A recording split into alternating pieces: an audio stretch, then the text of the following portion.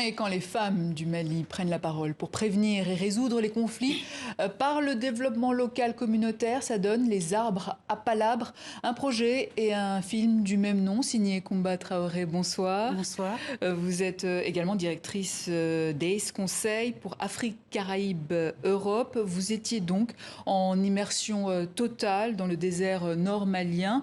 On va regarder un extrait de votre film et on revient vers vous.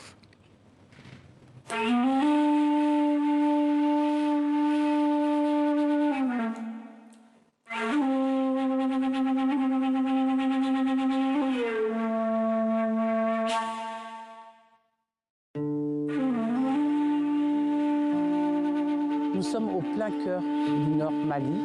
Nous partons à la rencontre des femmes du Nord pour leur donner la parole dans le cadre du projet Arbre à Palabre. Une initiative qui vise à donner la parole aux femmes pour qu'elles puissent faire l'état de la nation et pour faire des propositions pour que le Mali sorte de la crise multidimensionnelle auquel il est confronté. Voilà, Madame Traoré, pour recueillir les témoignages de ces femmes, vous avez parcouru 21 arbres à Palabre, de Gao à Tombouctou, dans des localités contrôlées toujours par des groupes armés. Vous êtes allé là où même l'armée malienne ne va pas, là où la MONUSCO ne va pas. Vous avez osé. À aucun moment, vous n'avez eu peur? Si, en toute franchise, si. Mais lorsque l'engagement nous porte, nous ne pouvons qu'y aller. Les arbres à palabres, pourquoi? Tout simplement, nous avons convoqué en fait une tradition africaine multiséculaire qui est l'arbre à palabres. L'arbre à palabres, qu'est-ce que c'est? C'est une réunion d'hommes sous un arbre pour discuter des choses de la cité, des difficultés, des crises, et pour prendre les meilleures décisions, qu'elles soient, pour justement arriver à juguler les crises. Nous avons convoqué ces arbres à palabres avec les femmes, parce que la situation est grave au Mali. Comme vous le savez, le Mali traverse depuis 2012 une crise multidimensionnelle auquel les premières victimes restent les femmes et leurs enfants. À côté de ça, les femmes sont souvent exclues du processus de dialogue. Et c'est à ce sens-là que nous avons voulu de leur donner la parole. La parole à ces femmes qui sont effectivement dans les zones les plus reculées, les plus impactées par cette crise.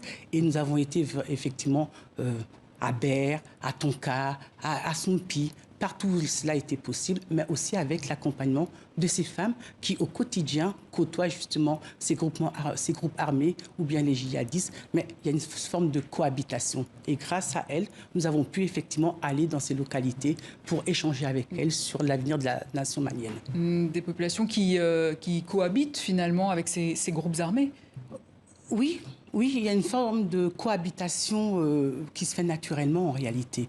C'est ce qu'on a pu constater, nous, sur le terrain avec l'équipe. Donc, elles ont prévenu les groupes armés de votre venue, en fait. C'est comme ça que ça s'est fait, exactement. en fait. Dans certaines localités, les groupes armés ont été prévenus de notre arrivée et nous ont donné quitus pour aller travailler sur l'arbre à palabres pour que nos femmes puissent nous donner les propositions de solutions pour une sortie durable de crise du Mali. Des femmes qui ont un discours très politisé, qui parlent de la transition politique au Mali, ce ras-le-bol des coups d'État à répétition, la mauvaise gouvernance, et qui se sentent abandonnées par le pouvoir central de Bamako. Oui, on peut retenir de notre périple 3 éléments essentiels que nous, au niveau de l'équipe, nous avons retenus. Effectivement, il y a un sentiment d'abandon de ces femmes par ce qu'ils appellent les pouvoirs de Bamako. Elles se sentent comme des citoyennes reléguées aux secondes zones dans des territoires perdus de la République malienne. Quelques-unes nous ont effectivement dit qu'il y avait aussi un sentiment que l'État-nation malienne se limitait à Bamako ou au plus près, au plus loin, Ségou, Mopti. Donc, c'est vous dire qu'elles ne se sentent pas ou très peu concernées par les problèmes de Bamako. Ce qu'elles demandent aux autorités, ce qu'elles demandent au président de la transition et futur président élu de la République malienne, c'est que ces présidents prennent conscience que le Mali ne s'arrête pas à Bamako, mais qu'il faille intégrer l'ensemble des régions avec l'ensemble de la diversité culturelle que représentent les populations maliennes. Elles sont vraiment dans une demande de reconnaissance et d'appartenance à cet État malien, État-nation malien. Certaines vous ont dit qu'elles étaient à deux doigts de basculer de l'autre côté parce qu'elles n'ont rien, tout simplement, à commencer par cet accès à l'eau, si prioritaire. Je crois qu'il faut entendre le cri de ces femmes. Elles sont effectivement, nous ont dit, mais c'était un coup de cœur, un ras-le-bol général, que si Bamako, si les autorités ne prenaient pas leurs responsabilités, rien ne les empêcherait de basculer de l'autre côté. Ça veut tout dire. Ça veut tout dire. Elles nous ont dit que ce n'est pas inéluctable. Il faut que l'armée revienne sur ses positions, mais aussi que le gouvernement travaille à l'aménagement du territoire pour que leur localité ait accès à l'eau, accès à la santé, accès à l'énergie, à l'éducation et tout simplement l'accès à la sécurité humaine comme n'importe quel autre Malien dans n'importe quelle autre région. Donc ce sont des messages forts qu'elles nous ont lancés et je pense qu'elles souhaitent être entendues aussi et l'occasion m'est donnée pour vous remercier parce que pour porter justement cette désespérance en même temps une lueur d'espoir lorsqu'elles disent qu'elles peuvent être l'alpha et l'oméga du développement du Mali et donc du processus de stabilité et de stabilisation du pays. Et avec la MINUSMA et pas la MONUSCO, comme j'ai dit tout à l'heure, c'est une erreur évidemment. Qu'est-ce qui vous a le plus touché chez toutes ces femmes et en faisant ce film? Ce qui m'a touché, c'est leur vérité. Leur vérité, en même temps leur détresse.